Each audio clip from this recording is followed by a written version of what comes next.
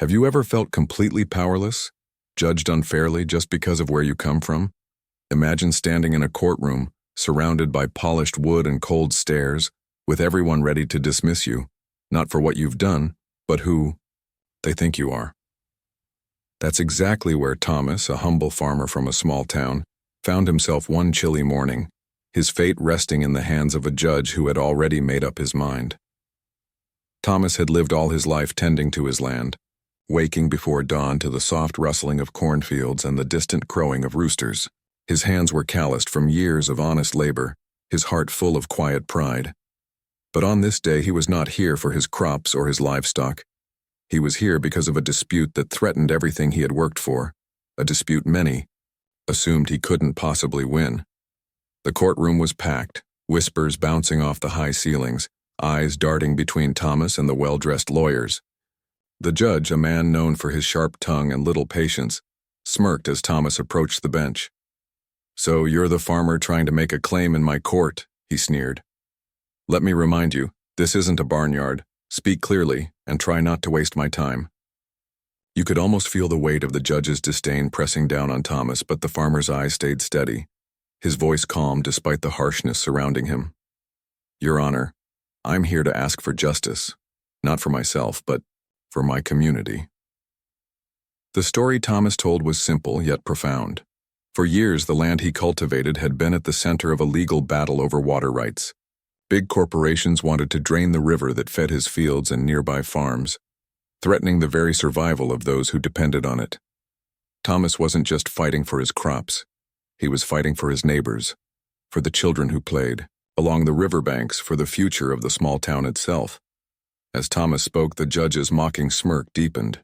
"A farmer playing hero? How quaint. Tell me, what makes you think your story matters more than the interests of progress?" But then something shifted. Thomas took a deep breath and began to share a secret, one that no one in that courtroom expected. He revealed that beyond farming, he held a degree in environmental science, earned after years of hard study and sacrifice, all while running the family farm.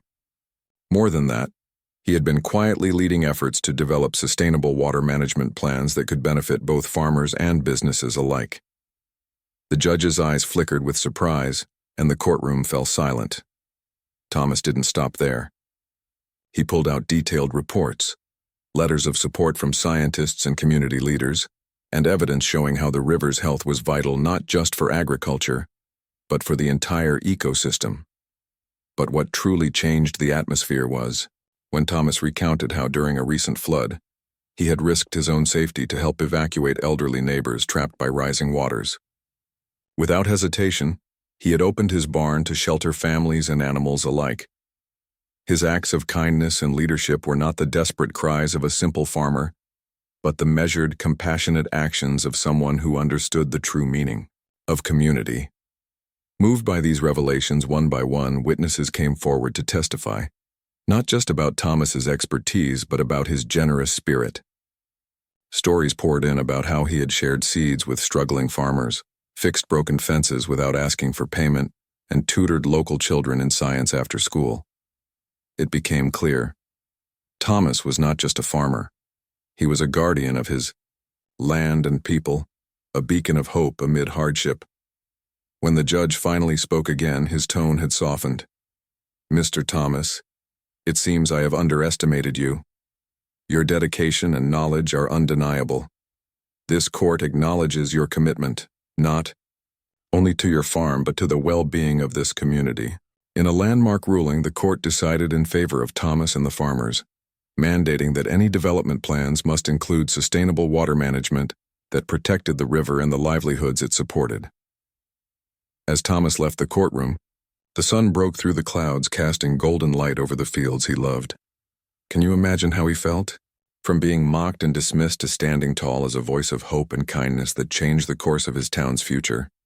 This story reminds us that sometimes the greatest strength lies in quiet resilience and the courage to stand up, not just for ourselves, but for others. Simple acts of kindness, like sharing a helping hand or speaking truth with compassion, can break down walls built on judgment and misunderstanding. If Thomas's story touched your heart, Imagine the ripple effect your own kindness could create. What small act today might change someone's tomorrow? Thank you for listening. If you believe in the power of kindness to transform lives, please like this video, share your own stories in the comments below, and subscribe for more inspiring tales that celebrate hope and humanity. And don't miss our next story, where a single act of generosity turns a stranger's life upside down.